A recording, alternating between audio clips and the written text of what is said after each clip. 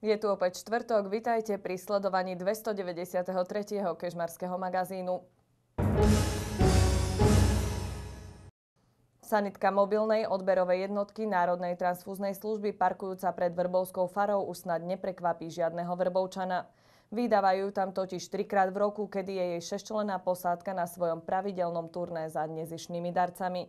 Posledný mobilný odber v tomto roku vo Vrbove niesol názov Mikulášska kvapka krvi. O tom, že na sviatok svätého Mikuláša si nemusíme vždy darovať iba balíčky plné sladkosti, sme sa presvedčili v nedeľu na Vrbovskej fare. Neznámym ľuďom, ktorí sa ocitli v situácii ohrozujúcej život, darovali Vrbovčania to najvzácnejšie, svoju krv. Už 65. výjazd mobilnej odberovej jednotky v tomto roku smeroval do Vrbova a niesol názov Mikulášska kvapka krvi.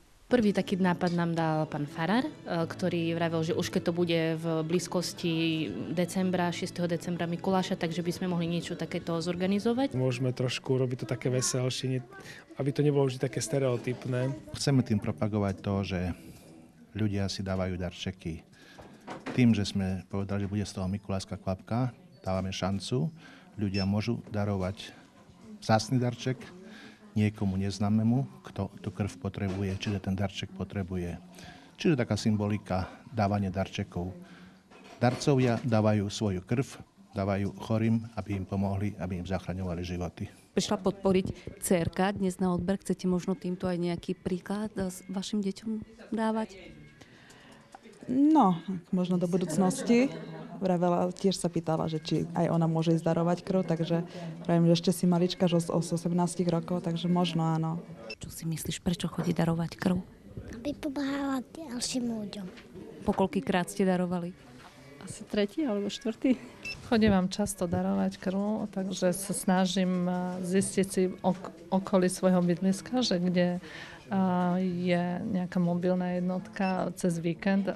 Nechodím v čase pracovnom, čiže počas práce. A ešte som dostala echo, že toto darovanie krvi je pre nejakého malého chlapčeka, takže aj preto som chcela darovať. Chcem opýtať, možno, aká krvná skupina dnes dominuje u darcov? Tak podľa mojich záznamov je to nerozhodne.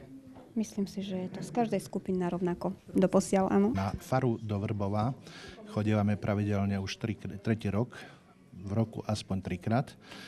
Takže i toto je plánované a zhoda okolností dovedlo to k tomu, že dneska je, alebo blíži sa sviatok svätého Mikuláša, takže pravidelnú akciu sme nazvali Mikulášskou kvapkou krvi. S myšlienkou, ako oceniť darcov, prišiel tunajší farár Andrej Legutky. Spolu s členmi miestneho spolku Červeného kríža pripravili na tento deň pre darcov mikulášske balíčky. Veľmi som zvážoval aj tohto roku, či bude v kostole Mikuláš a podobne.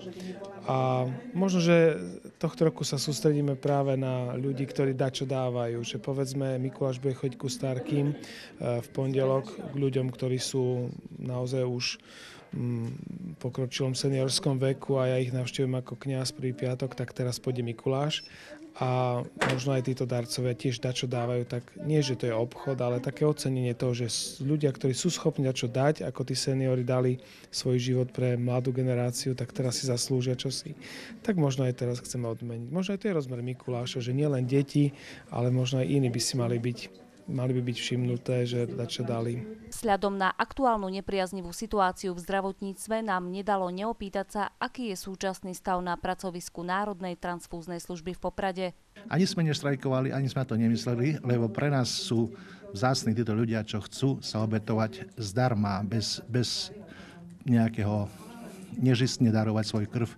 Bolo by to nás smutné, keď sme na to pozerali. My sme tú prácu zobrali ako svoje poslanie robiť propagáciu a robiť odbery, takže bolo by to smutné, keď sme my štrajkovali. Nie, neštrajkujeme. Takýto prístup si v tomto pre nás pacientov neprajnom období veľmi ceníme, pán primár. A v mene všetkých darcov i pacientov vyslovujem vám a vášmu celému tímu za vašu obetavú prácu úprimné ďakujem.